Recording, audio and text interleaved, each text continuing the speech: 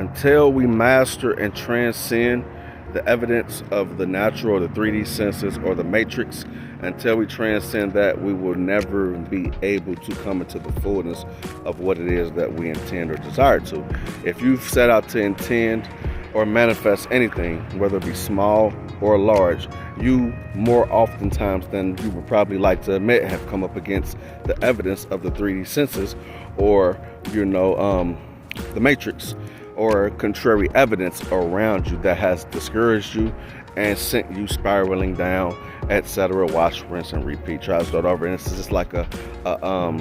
process, a never-ending process, and that's how it's going to continue to be, because we have neural networks or neural pathways or programs that loop continuously that have been with us since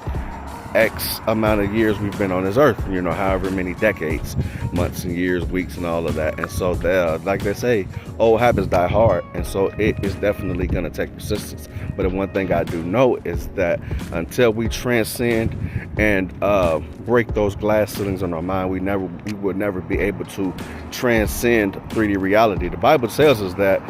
faith is the substance of things hoped for and the evidence of things not seen. And it also tells us that the things that are seen are temporal, the things that we don't see are eternal. So that means that they hold more weight and more authority than the things that we do see, but that does not often seem or feel like the case when you are actually in the fire or in the midst of trying to get what it is that you want to bring forth. And so for me, I find that